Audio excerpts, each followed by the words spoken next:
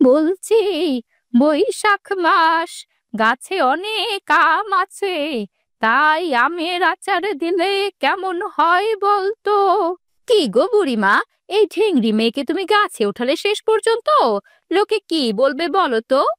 হুম, আম বিক্রির টাকা দিয়ে সদাই পাতিও কিনতে হবে।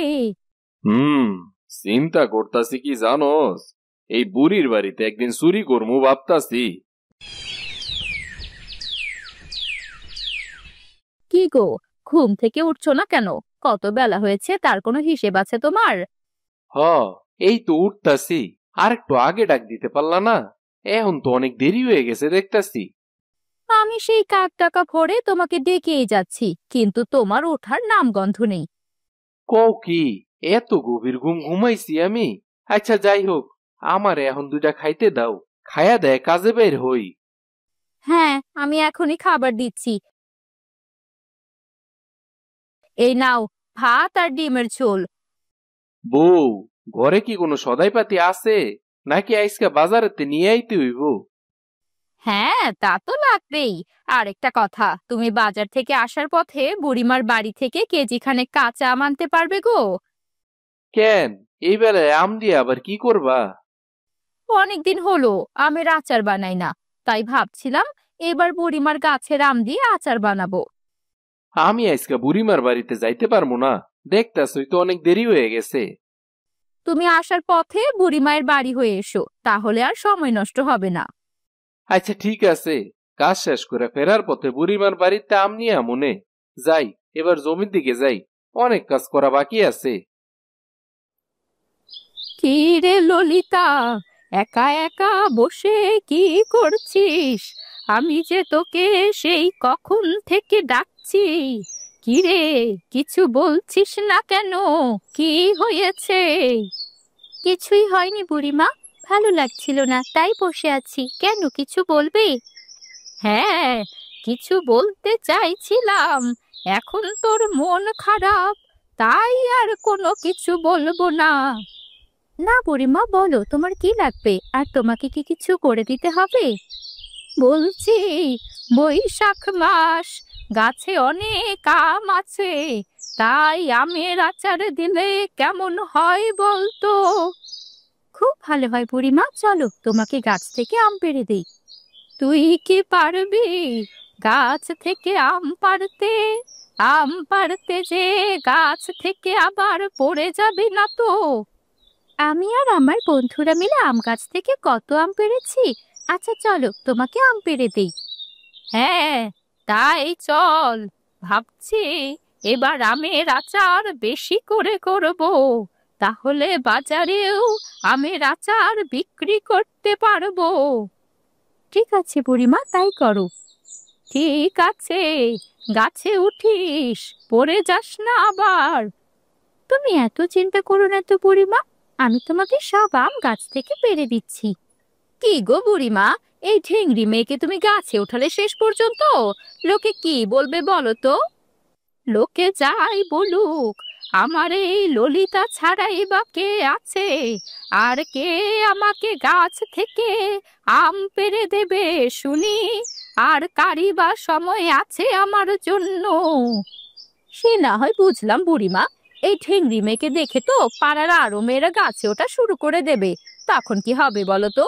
তোমার যখন এতই আম পাড়ার শখ, তাহলে কাউকে ডেকে নিয়ে আসলেই তো হতো। হয়েছে চৈতালি, তোমাকে আর কাটা খাইয়ে নুনের ছিটা দিতে হবে না। আহা, এত রেগে যাচ্ছ কেন? আমি তো ঠিক কথাই বলেছি। আচ্ছা বুড়িমা, তুমি এত আম দিয়ে কি করবে শুনি?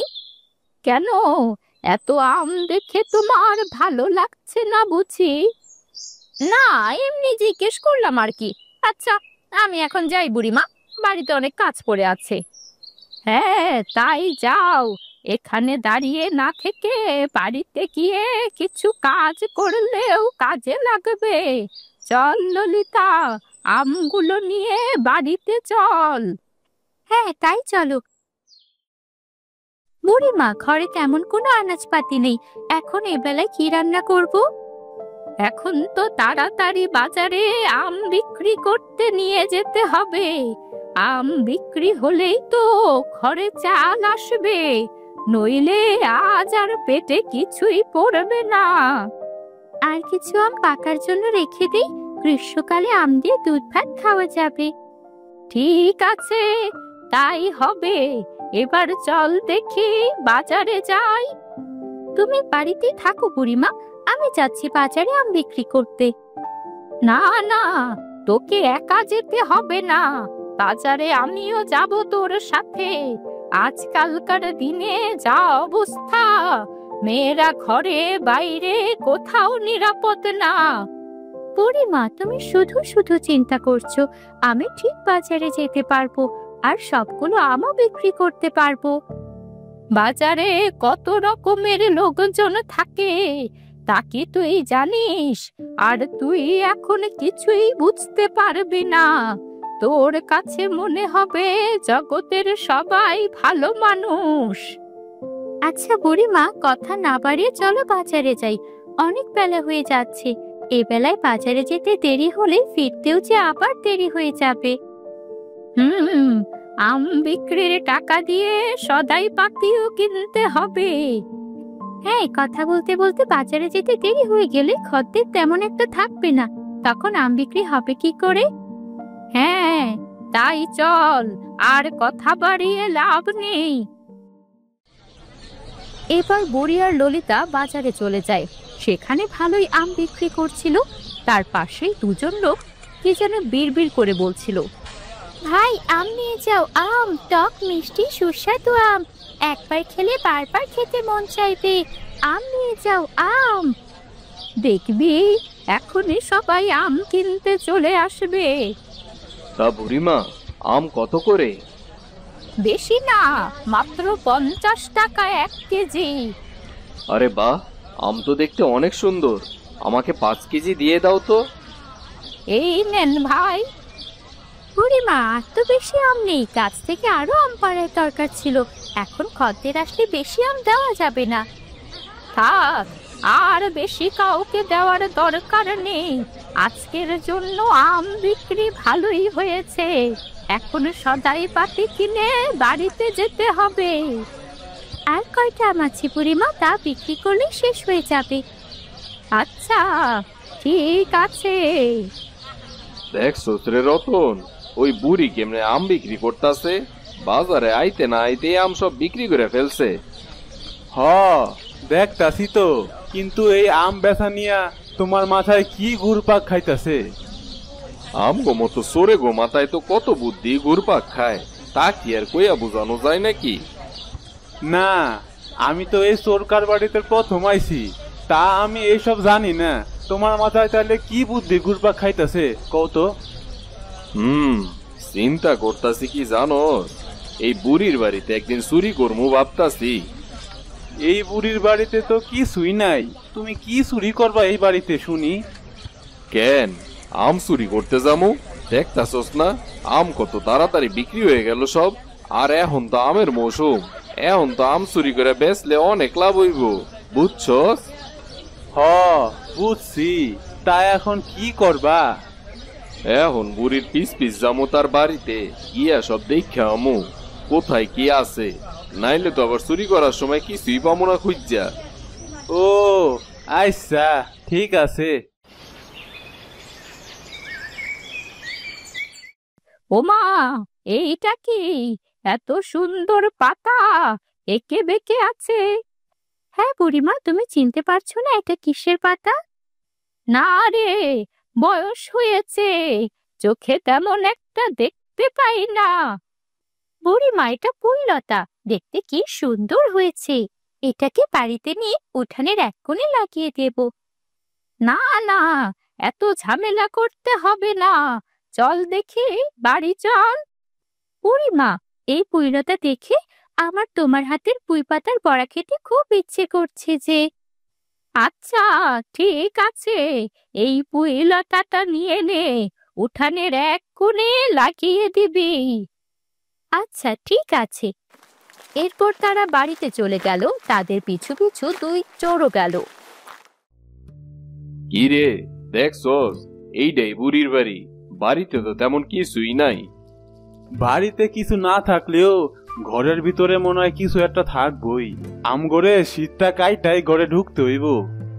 হ, তাই তো ভাবছি, এইটাই করতে হইব। তবে আজকা চুরি করবো না, বুঝলি? কয়েকটা দিন যাক, যখন আম পাইকা একদম টসটসা হয়ে যাইব, তখন গিয়ে আমটি চুরি করে নিয়ে আমু। ঠিক আছে রহিম ভাই, তাই কইরো। বুড়িমা, এই জায়গাটায় পুইলতাটা পুঁতে দিলাম, এখন পুইলতাটা ধীরে ধীরে বড় হতে থাকবে। হ্যাঁ চল, এবার রান্না শেষ করি, অনেক খিদে পেয়েছে। হ্যাঁ বুড়িমা, চলো রান্না শেষ করি। আজ আলু ভাজি আর ডাল করব, কেমন? ভাই, বুড়ি রান্না করতে চইলা গেছে, চলো ভিতরে দেখা আসি। না না রতন, এখন না। যদি কেউ এসে দেখিয়া ফেলে তাইলে তো সারে সর্বনাশ হয়ে যাইব। চল, আমরা এনতে চইলা যাই। এমন সময় জহির চাষি বুড়িমায়ের বাড়িতে আসে। বুড়িমা, ও বুড়িমা, বুড়িমা বাড়িতে আছো নাকি? কে এলো এখন? যাই দেখে আসি। আরে জহির, এবেলায় আমার বাড়িতে? হ, একটু আইতো হইলো বুড়িমা। তা তোমার কাছে আম কি ফুরায় গেছে নাকি? না, শেষ না। কিন্তু তুই আমের কথা বলছিস কেন? না, আমার কিছু আম লাগতো। বউ বলে আমের আচার দিব কইছিল। আজ তো আম পেড়েছিলাম, বাজারে নিয়ে বিক্রিও করেছি।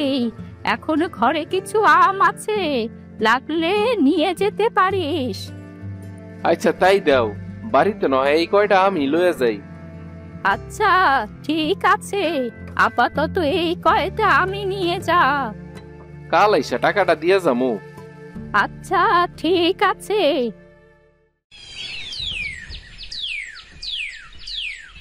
এভাবে কয়েকদিন কেটে গেল।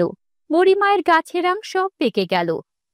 হ্যাঁ রে ললিতা, গাছের আম পেকে হলুদ হয়ে গেছে, এবারে এগুলো পেড়ে ফেলতে হবে। হ্যাঁ বুড়িমা, তা ঠিকই বলেছ। আমগুলো পাড়তে পারলে ভালোই হতো, কিন্তু আকাশের যে অবস্থা, মনে হচ্ছে এখনই বৃষ্টি শুরু হবে। আজকে তাহলে আর আম পাড়ার দরকার নেই, কাল না হয় গাছ থেকে আম পাড়বো। চল ঘরে চল। হ্যাঁ চলো। আচ্ছা আমি পুইলতাটা একটু দেখে আসি বুড়িমা। ও মা, এত বড় হয়েছে পুইলতাটা। আজ মেঘলা দিনে পুইলতার বড়া দিয়ে ভাত খেতে পারলে খুব ভালো হতো। কি রে, কি বিড়বিড় করছিস? বুড়িমা, এই পুইলতাটা অনেক বড় হয়েছে আর পাতাও অনেক গজিয়েছে। কয়েকটা পাতা ছিঁড়ে নিয়ে আসি, তা দিয়ে তুমি পুঁই পাতার বড়া বানিয়ে দাও। আচ্ছা ঠিক আছে, পাতা ছিঁড়ে নিয়ে আয়। এরপর ললিতা পুঁই পাতা ছিঁড়ে নিয়ে ঘরে চলে যায়। বুড়ি অনেক ঝাল দিয়ে পুঁই পাতার বড়া বানায়। সেই রাতে অনেক ঝড় হয়। ঘরের ভিতরে তো তেমন কিছুই দেখি না, কি নিয়ম এর বুড়ির ঘর থেকে? কিসে জানে একটা গ্রান পাইতাছি। দেহি তো কি রান্না করছে। ওমা, এই তো দেখতাছি পুঁই পাতার বড়া। কতদিন যে হইছে এই পুঁই পাতার বড়া খাই না। আরে কি ব্যাপার রফিক ভাই, তুমি চুরি করতে আসাতে খাওয়া দাওয়া শুরু করে দিলা? চুরি করতে আসা কি মানুষ খাওয়া দাওয়া শুরু করে নাকি? আগে চুরি করি, তারপর অন্য কিছু। আরে, এই পুঁই পাতার বড়া দেখে আমার মায়ের কথা মনে পড়ে গেছে রে। বুড়ির ঘরে কিছুই নাই, চল চইলা যাই। মানে কি রফিক ভাই, চুরি না করে চলে যাইবা? মানে টানে কিছুই না, এই পুঁই পাতার বড়া খায় আমার মায়ের কথা মনে পড়ে গেছে। আমি এই বুড়ির বাড়িতে চুরি করতে পারবো না। তুই যদি পারস তুই কর, এই আমি চললাম। আমরা চুরি করতে আইছি দুইজন, তুমি চুরি না করলে কি আমি চুরি করতে পারমু? আর এক হাতে কি চুরি করা যায়? তাইলে আমিও পুঁই পাতার বড়া খায়া মার কথা মনে করি, তাছাড়া আর কি করমু? এই লো বড়া, খায়া দেখ তো, তোর মায়ের কথা মনে পড়ে নাকি? হ রে ভাই, এই পুঁই পাতার বড়া তো আসলে অসাধারণ। সত্যিই আমার মার কথা মনে কইরা গেল।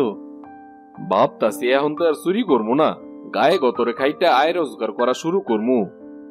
হ, তাই তো মানুষের ঘরে আর চুরি করতে ভালো লাগে না, আবার মায়েরও খাইতে হয়। তার থেকে ভালো কষ্ট করে কাজ করমু। এটাই ভালো হইব। কেউ দুই কথা কইতেও পারবো না, আবার কেউ মারতেও পারবো না। আর যখন পুঁই পাতার বড়া খাইতে মন চাইবো তখনই বুড়িমার কাছে চলে আমু, কি কস? রফিক ভাই, তাহলে চলো এখন বাড়িতে যাই, কেউ দেখার আগে এখান থেকে কাইটা করি।